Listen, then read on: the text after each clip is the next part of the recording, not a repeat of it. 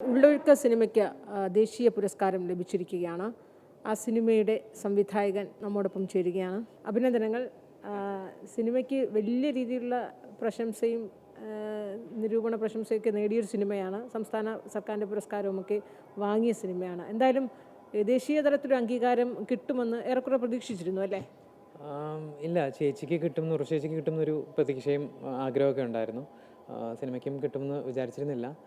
പക്ഷേ വളരെയധികം സന്തോഷമുണ്ട് ഇന്ന് സിനിമയ്ക്കും ചേച്ചിക്കുമൊക്കെ അവാർഡ് കിട്ടിയതിൽ. ഇതിൻ്റെ ഒരു സ്ക്രിപ്റ്റോ അല്ലെങ്കിൽ ഈ സിനിമ ഇത് ഒരു സിനിമയാക്കണം എന്നുള്ളൊരു മോഹം താങ്കൾക്ക് കുറേ കാലമായി ഉണ്ടായിരുന്നത്? ഒരുപാട് നാളത്തെ ആഗ്രഹവും പരിശ്രമമൊക്കെയാണ് ഈ സിനിമ.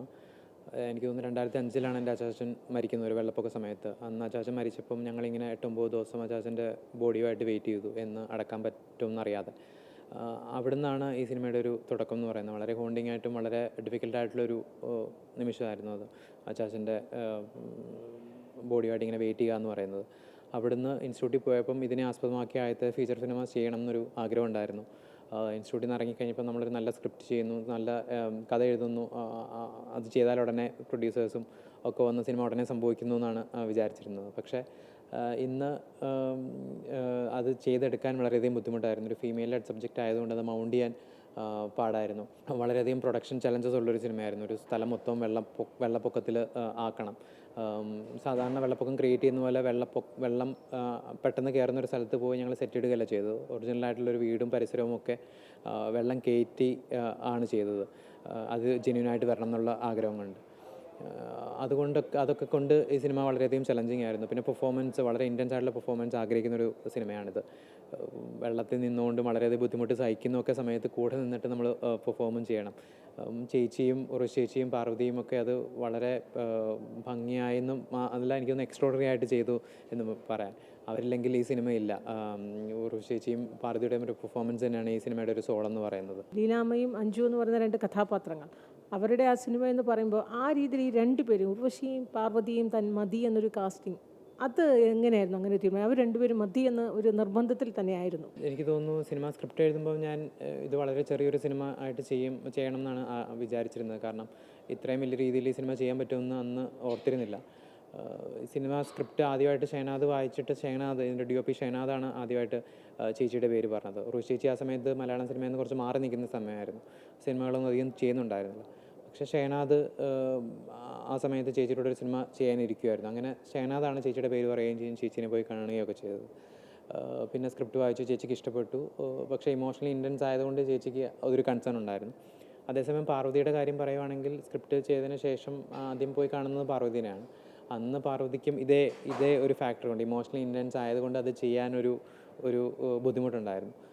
പിന്നെ എനിക്ക് തോന്നുന്നു വർഷങ്ങൾക്ക് ശേഷമാണ് വീണ്ടും സ്ക്രിപ്റ്റൊക്കെ ഒരുപാട് മാറിയതിന് ശേഷം വീണ്ടും പാർവതിനെ അപ്രോച്ച് ചെയ്തിട്ട് ഇങ്ങനെ സ്ക്രിപ്റ്റ് മാറിയിട്ടുണ്ട്, അത് ചെയ്യാൻ താല്പര്യമുണ്ടോ എന്ന് ചോദിക്കുകയും പാർവതി വീണ്ടും കഥ കേൾക്കുകയും കേട്ട ഉടനെ യെസ് പറയുകയാണ് ചെയ്തത്. ഇതിൻ്റെ ഒരു കഥാതന്തുവുമായി വർഷങ്ങളോളം സഞ്ചരിച്ചു.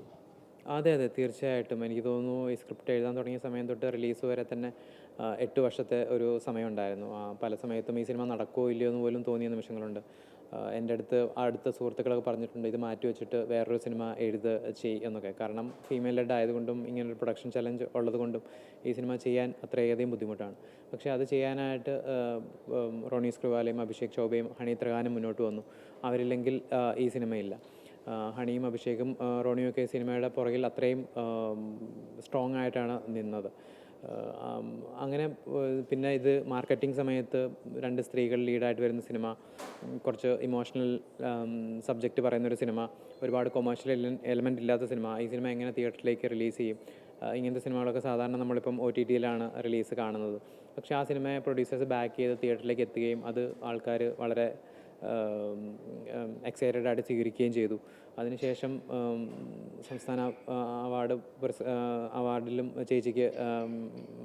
ചേച്ചി ഉൾപ്പെടെ എനിക്ക് തോന്നുന്നു 3 പുരസ്കാരങ്ങളുണ്ടായിരുന്നു സിനിമയ്ക്ക്. ഇന്നും 2 പുരസ്കാരമുണ്ട് ദേശീയ തലത്തിൽ. വളരെയധികം സന്തോഷമുണ്ട്. ഈ 2 നടികളും അത് മത്സരിച്ച് അഭിനയിക്കുകയായിരുന്നല്ലോ രണ്ടുപേരും. അപ്പോൾ അവർക്ക് ആ സമയത്തുള്ളൊരു പെർഫോമൻസ്, അത്രയും നാച്ചുറലായി ഉള്ളൊരു പെർഫോമൻസും ആ സമയത്തെ വെല്ലുവിളികളും അവരെങ്ങനെയായിരുന്നത്? അവർക്ക് അത് 2 പേരും 2 തരത്തിലുള്ള ആക്ടേഴ്സാണ്. ചേച്ചി ഭയങ്കര സ്പോണ്ടേനിയസ് ആണ്. അതേസമയം ഇമോഷണലി ഇൻറ്റൻസ് ആയതുകൊണ്ട് അത് ചേച്ചീനെ വളരെയധികം ഹോണ്ട് ചെയ്തിരുന്നു. ചില സീനുകളൊക്കെ ഞാൻ ഓർക്കുന്നുണ്ട്, 2 മിനിറ്റൊക്കെയുള്ള സിംഗിൾ ഷോട്ട് സീനൊക്കെ ചേച്ചി ഫസ്റ്റ് ടേക്കിൽ ഞങ്ങളെ അത്ഭുതപ്പെടുത്തുന്ന പെർഫോമൻസാണ് കാഴ്ചവെക്കുന്നത്. പാർവതി അതേസമയം വളരെ മെതോഡിക്കലാണ്. എല്ലാ സീനും കൃത്യമായി തലേദിവസം തന്നെ മനസ്സിലാക്കി ആണ് വരുന്നത്. ഒരു പെർഫോമൻസ് നമ്മളിപ്പം വൈറ്റ് ഷോട്ടും ക്ലോസ് ഷോട്ടും വെച്ച് കഴിഞ്ഞാൽ പാർവതിയുടെ പെർഫോമൻസും ആക്ഷൻസും എല്ലാം പക്കയായിരിക്കും. അപ്പോൾ എഡിറ്റേഴ്സിനൊക്കെ ഭയങ്കര സന്തോഷമാണ്. എഡിറ്റ് ചെയ്യാനൊക്കെ ഒരുപാട് കട്ട് പോയിൻറ്റ്സ് ഒക്കെ ഉണ്ട്. അതേസമയം അങ്ങനെ 2 സ്കൂൾ ഓഫ് ആക്ടിംഗ് ആണ് 2 പേരുടെയും എന്ന് തോന്നിയിട്ടുണ്ട്. പക്ഷേ 2 പേരും എന്താണ് ഭയങ്കര മത്സരിച്ച് അഭിനയിച്ചൊരു സിനിമയാണ്. അവർ തമ്മിലും ഭയങ്കര ഒരു കമാൻട്രിയും അവർ തമ്മിലൊരു ഭയങ്കര വലിയൊരു ഫ്രണ്ട്ഷിപ്പും സൗഹൃദവും ഒക്കെ ഈ സിനിമയുടെ സമയത്തുണ്ടായിരുന്നു. എനിക്ക് തോന്നുന്നു ഇതിനു മുമ്പ് അവർ ഒരു സിനിമയിൽ ഒരുമിച്ച് അഭിനയിച്ചിട്ടില്ല. അവർ വരുന്ന ആന്തോളജിയുടെ ഒക്കെ ഭാഗമായിട്ടുള്ള സിനിമകൾ വന്നിട്ടുണ്ട്. പക്ഷേ സ്ക്രീനിൽ എനിക്കൊന്നും അവർ ഒരുമിച്ച് വരുന്ന എൻ്റെ ഓർമ്മ ശരിയാണെങ്കിൽ ആദ്യമായിട്ട് ഈ സിനിമയിലാണ്. അതൊക്കെ എനിക്ക് തോന്നുന്നു 2 പേരും ഭയങ്കരമായിട്ട് എൻജോയ് ചെയ്യുന്നു. പാർവതിക്കും ചേച്ചിയുടെ കൂടെ അഭിനയിക്കാൻ പറ്റുന്നത് ഒരു ഭയങ്കര എക്സൈറ്റ്മെൻറ്റോടെയാണ് കാണുന്നത്. അതും ചേച്ചിയാണെങ്കിലും പാർവതിനെ ഭയങ്കര സ്നേഹത്തോടെയാണ് ഞങ്ങൾ അന്ന് ഇപ്പം ഓർക്കുമ്പം മനസ്സിലേക്ക് വരുന്നത്. ഇപ്പോൾ ഈ പുരസ്കാരം വിളിച്ചിരുന്നോ, ഈ ഫോണിൽ വിളിച്ചിരുന്നോ? പാർവതി വിളിച്ചുകൊണ്ടിരിക്കുന്നു. ചേച്ചീനെ വിളിക്കാൻ പറ്റിയിട്ടില്ല. ചേച്ചിക്ക് എനിക്കറിയാം ഇതുപോലെ കോൾസ് വന്നുകൊണ്ടിരിക്കുകയായിരിക്കും. അതുകൊണ്ട് വിളിക്കണം ഉടനെ അവരെ, ചേച്ചീനെയും പാർവതിനെയും ഉടനെ വിളിക്കണം. ഇപ്പോൾ കോൺക്ലേവിൽ വന്നതായിരിക്കും ക്രിസ്റ്റിയുടെ ട്രിവാൻഡ്രത്ത്.